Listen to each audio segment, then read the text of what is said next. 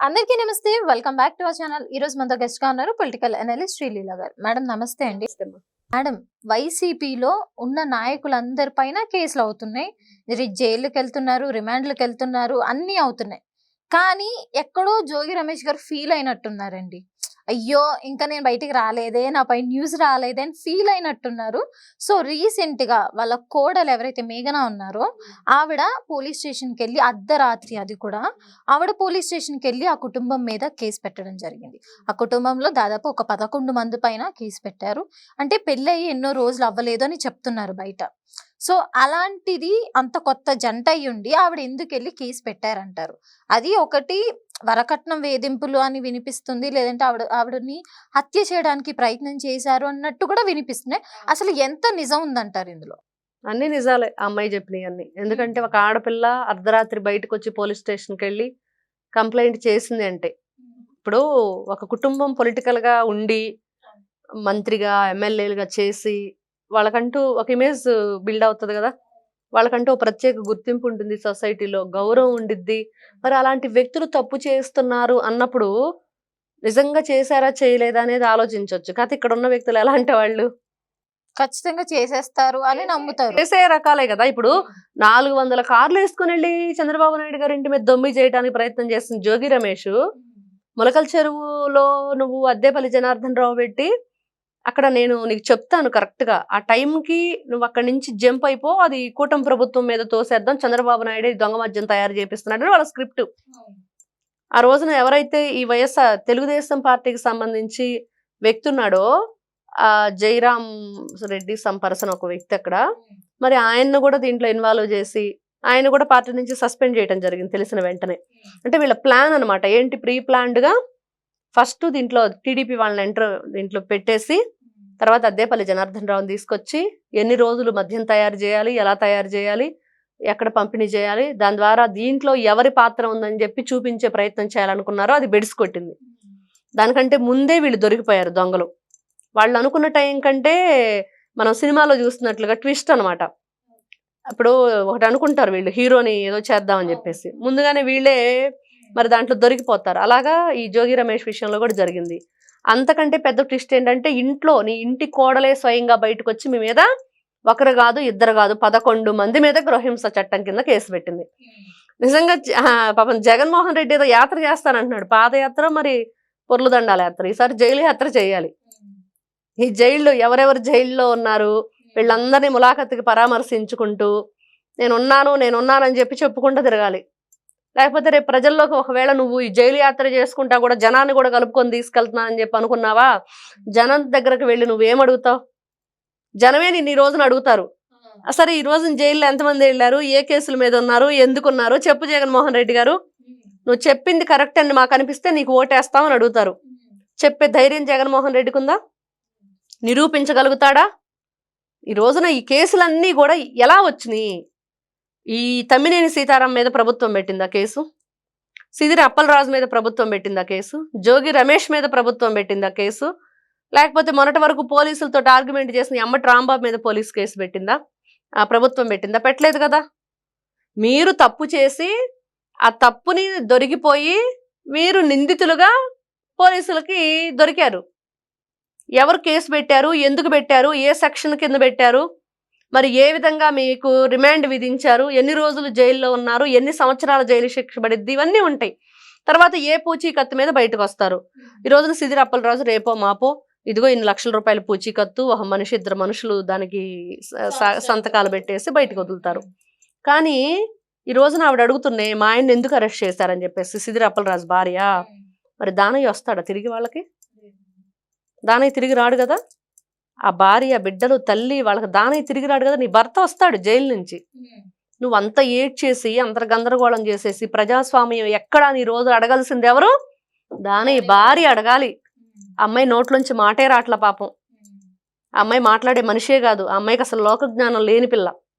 ఆ బిడ్డలేంటో, ఆ భార్య ఏంటో, అత్తగారేంటో, వాళ్ళ గొడవ ఏంటో, ఆ ఇల్లు ఏంటో ఆవిడని చూస్తుంటే క్లియర్గా అర్థమైపోతుంది మనకి. మామూలుగా అయితే పల్లెటూరులో వాళ్ళు కొంచెం ఘరానాగా ఉండి అడుగుతారు. పాప మా అమ్మాయి అసలు క్వశ్చనింగే చేయట్లేదు. ఈ రోజున ప్రజాస్వామ్యం ఎక్కడుంది అని అడగవలసింది దానయ్య భార్య. మరి జగన్మోహన్ రెడ్డి ఎక్కడుందో చూపిస్తాడా ప్రజాస్వామ్యం? చెప్పగలుగుతాడా కనీసం సమాధానం దానికి? మరి అది ఈ సోకాల్డ్ పీపుల్ అంతా వచ్చేసి మాకు అన్యాయం జరిగిపోయింది, మమ్మల్ని అరెస్ట్ చేస్తున్నారు, అన్యాయంగా అరెస్ట్ చేస్తున్నారు, అక్రమంగా అరెస్ట్ చేస్తున్నారు అని చెప్పేసి మీరు హా లక్ష్మణ హా సీత అంటూ మారీచ సుబాహుల్లో అరవటం తప్పించి ప్రజలెవ్వరూ కూడా సీతాదేవిల లక్ష్మణులాగా మోసపోవటానికి మాత్రం ఎవరు రెడీగా లేరు ఈరోజు. అయితే మేడం, భారతి రెడ్డి గారు కూడా గతంలో జగన్మోహన్ రెడ్డి ఫ్యామిలీ పైన ఇలాంటి గృహహింస కేసు పెట్టడం అనేది జరిగింది అని విన్నాను నేనైతే. అంటే నాయకుడు వెళ్ళిన బాటలోనే ఈయన కూడా వెళ్ళాడా? అంటే ఆయన పెట్టించుకున్నాడు కదా ఆ కేసు, నా విషయంలో ఎందుకు తప్పిపోవడం అని ఈయన కూడా ఇట్లా పెట్టించుకున్నారంటారా? జగన్మోహన్ రెడ్డి చెప్పాడు స్వయంగా. వాళ్ళ మంత్రివర్గ సమావేశాలు లేకపోతే వాళ్ళు ఏదైతే పార్టీ మీటింగ్లు పెట్టుకున్నప్పుడు మీ అందరూ కేసులు పెట్టించుకోండి, నా మీద కూడా కేసులు ఉన్నాయని చెప్పి జగన్ నోటితో జగనే స్వయంగా చెప్పాడు. కాబట్టి మా జగన్ అన్న మాటే మా బాట అని చెప్పేసి వీళ్ళందరూ వెళ్తున్నారు, ఆయన బాటలో నడుస్తున్నారు. అదే కనిపిస్తుంది ఈ రోజున. అసలు కేసులు లేకుండా ఎవరున్నారు వీళ్ళ పార్టీలో? అన్యాయంగా అక్రమంగా మీరు చేసిన ఈ ఘోరాలు నేరాలు ఏవైతే ఉన్నాయో రాష్ట్రాన్ని ఎంత భయంకరంగా ఎవరు పరిపాలించండ్రు. మనం ఏదో అలెగ్జాండర్ ఉన్నాడో లేకపోతే ఇంకొకరు ఉన్నారో, ఏ టిప్పు సుల్తాన్ ఉన్నారో ఇంకొకరు ఉన్నారు ఆ రోజుల్లో. మరి ఆ రోజున శివాజీ వాళ్ళు ఎలా యుద్ధాలు చేశారు, ఒక రుద్రమదేవి ఏ విధంగా పోరాడిందో, ఝాన్సీ లక్ష్మీబాయి, ఇవన్నీ ఒక చరిత్ర. బ్రిటిష్ వాళ్ళు పరిపాలన చేశారను ఇలా చెప్పుకుంటూ ఉంటే మనం ఏం చూడలేదు. కానీ వైఎస్ఆర్సీపీ పార్టీ వాళ్ళు వచ్చాక సోషల్ మీడియాలో ఒక పోస్టు, ఈ రోజున ప్రభుత్వంలో ఇలాంటి అవకతవకలు ఉన్నాయి, అది సరిచెయ్యాలి అనే ఒక పోస్ట్ కనబడితే వెంటనే వాడి అడ్రస్ ఫోన్ చేసేసి పలానా పోలీస్ స్టేషన్కి రా, నువ్వు పోస్ట్ ఎందుకు పెట్టావు అని అడిగే పరిస్థితి. అంటే గవర్నమెంట్ లో ఉన్నప్పుడు మీరు ఇది చేయలేదు అని చెప్పడం కూడా తప్పంటారు వాళ్ళ గవర్నమెంట్ లో.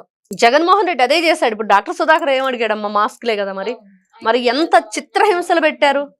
ఇప్పటికి కూడా ఆయన ఏదైతే ఆ విజువల్స్ ఉంటాయో, పాపం ఒక doctor, anaesthesia doctor, government doctor, ఒక దళిత సామాజిక వర్గానికి చెందిన వ్యక్తి కష్టపడి పైకొచ్చి ఎంతో నార్మల్ పర్సన్స్ వాళ్ళంతా. వాళ్ళ భార్య మాట్లాడలేకపోతుంది, ఆ కొడుకులు ఇద్దరు అసలు మాట్లాడలేని వాళ్ళు, వాళ్ళ అమ్మాయి కొంచెం మాట్లాడుతుంది, సుధాకర్ గారు మదరు. ఆవిడ పాపం కొడుకు చేతుల మీదుగా వెళ్ళిపోవాల్సిన మనిషి తన కళ్ళెదురుగా కొడుకు చనిపోతే ఆవిడ బాధ వర్ణనాతీతం. ఆవిడ ఏం చెప్తుంది? నా కొడుకు అసలు ఏ రాజకీయాల జోలికి పోడు, చివరిలో నేను అసలు నన్ను క్షమించండి, నేను ఎవరి గురించి మాట్లాడనని కూడా చెప్పాడు, ప్లీజ్ నన్ను వదిలేయండి అని కూడా ఆయన బ్రతిమలాడుకున్నాడు, అయినా కూడా వదిలిపెట్టలేదు. చొక్కా ఇప్పదీసేసి చేతులు రెండు వెనక్కి కట్టేసి నడి రోడ్డు మీద ఆ ఎండలో ఆ రోడ్డు మీద వేస్తే ఎలా ఉండిద్ది? ఎంత పాపం ఆయన గుండు దించేసి పిచ్చోడని ముద్ర వేసి ఒక డాక్టర్ని ఎంత చిత్రహింసలు పెట్టిన మీరు ఈ రోజున సిద్ధిరప్పలరాజు ఒక డాక్టర్ అని చెప్తావు జగన్మోహన్ రెడ్డి? ఆ రోజున డాక్టర్ సుధాకర్ డాక్టర్ కాదా? ఎవరు కోడికత్తి? ఆ జల్లపల్లి శ్రీని ఎవరు అబ్బాయి? నీకు అసలు గీసాడో లేదో? నువ్వు కోర్టుకి వెళ్ళి 5 సంవత్సరాల అబ్బాయి 4 గోడల మధ్య, జైలు గోడల మధ్య బందీకానాలో పెట్టేసావే. మరి నువ్వు ఒక్క రోజున వెళ్ళి కోర్టుకు సాక్ష్యం చెప్పావా? అబ్బబ్బే వాడు నా అభిమానేను, నా కోసం వచ్చాడు, ఆడేదో షెఫ్ ఎయిర్పోర్ట్లో, అది తెలియక గుచ్చుకుందా పించి, కావాలని చెప్పి చేయలేదు, అసలు అది అసలు కోడికత్తి అనేదే లేదు, డ్రామా అని చెప్పి సృష్టించారు, మేమే సృష్టించుకున్నాం అని చెప్పొచ్చు కేళ్ళు నువ్వు. అబ్బాయి లైఫ్ పోయింది కదా. మరి సరే, అమర్నాథ్ గౌడ వాళ్ళ అక్కని ఏదో అన్నారని చెప్పేగా అబ్బాయి అన్నాడు. 10వ తరగతి పిల్లాడు ఏం చేస్తాడు అసలు? ఒరే ఏంట్రా మా అక్కని ఏడిపిస్తున్నారంట మీరు అని అడుగుతాడు, అంతకు మించి ఇంకేమన్నా అడుగుతాడా వాడు? మరి అలాంటి పిల్లాడిని కూడా కిరోసిన్ పోసి వాడి పుస్తకాల్లో పేపర్లు చింపి వాడి నోట్లోనే గుక్కి వాడిని నిట్టనిలున్న తగలబెట్టేస్తే ఆ రోజున జగన్మోహన్ రెడ్డి అబ్బాయి కాలిన గాయాలతో అంబులెన్స్లో మరణ వాంగ్మూలం ఇచ్చే వీడియో చూస్తే ప్రతి ఒక్కరికి కంటతడి పెడతారు. అంత దారుణమైన వీడియోలు ఉన్నాయి జగన్మోహన్ రెడ్డి చేసిన అరాచకాలు. మరి వీళ్ళంతా మరి ఈ రోజున కేసులు ఉన్నాయి, జగన్మోహన్ రెడ్డి మరి కేసులు పెట్టించుకోండి అని చెప్తున్నాడు అంటే రపరప బ్యాచ్ని జగన్మోహన్ రెడ్డి ఎలా ఎంకరేజ్ చేస్తున్నాడో తెలుస్తుంది. ఆ డైలాగ్ని ఎన్నిసార్లు చెప్పించుకున్నాడు ఆ రోజున జగన్మోహన్ రెడ్డి? ఇంకొంచెం చెప్పమ్మా, ఇంకొకసారి చెప్పు, పెద్దగా చెప్పు, మైక్ దగ్గర పెట్టుకొని చెప్పు. ఏంటి నీకు అంత రాక్షసానందం? బర్త్డే పార్టీలకు మేకపోతులను బలిచ్చి రక్షాభిషేకాలు చేసేదేంటి? రక్తంతో హోళీ చేస్తామనేదేంటి? రపరప గంగమ్మ జాతరలో పొట్టేళ్లు బలిస్తామని ఇస్తామంటవేంటి? అది కూడా తప్పేనా? మేము సినిమా డైలాగులు చెప్పుకుంటే, సినిమా డైలాగ్ చెప్పుకోవటం తప్పు కాదు, అవి చేసి చూపిస్తున్నారే అదే తప్పు. సినిమాలో కేవలం ఎంటర్టైన్మెంట్ మాత్రమే ఉండిద్ది, ఎంటర్టైన్మెంటే కదా అది. కానీ మీరు ఎదుటి వాళ్ళని హింసిస్తూ మీరు ఎంటర్టైన్ అవుతున్నారు, అది కదా ప్రాబ్లం మాకు, అది కదా మేము చెప్తున్నాం చెయ్యొద్దని. కాబట్టి ఈ రోజున మద్యపానం ఆరోగ్యానికి హానికరం, పొగ తాగటం ఆరోగ్యానికి హానికరం, డ్రగ్స్ ఏదైతే ఎడిక్షన్ ఉండదో అది కూడా మీరు చెయ్యవద్దని చెప్పేసి మనం చూస్తూ ఉంటాం. దాని మీదే రాసుండేది. వైఎస్ఆర్సీపీ పార్టీ జెండా మీద కానీ వాళ్ళ పార్టీ గుర్తు మీద కానీ జగన్మోహన్ రెడ్డి పార్టీ ఆ ఫోటో మీద కింద కానీ రాయాల్సిన క్యాప్షన్ ఏంటంటే వైఎస్ఆర్సీపీ పార్టీ రాష్ట్రానికి హానికరం, రాష్ట్ర భవిష్యత్తుకు హానికరం, యువతకి హానికరం, మీ వల్ల రాష్ట్రానికి పెనుముప్పు ప్రమాదం పొంచి ఉంది, దయచేసి వీళ్ళ బారిన పడకుండా చూసుకోండి అనే ఒక హెచ్చరికనైతే జారీ చేయాలి. ఓకే, థ్యాంక్ యూ అండి. నమస్తే. చూసారు కదా, ఇది మన వీడియో. మరిన్ని లేటెస్ట్ అప్డేట్స్ కోసం మా ఛానల్ని సబ్స్క్రైబ్ చేసుకోండి.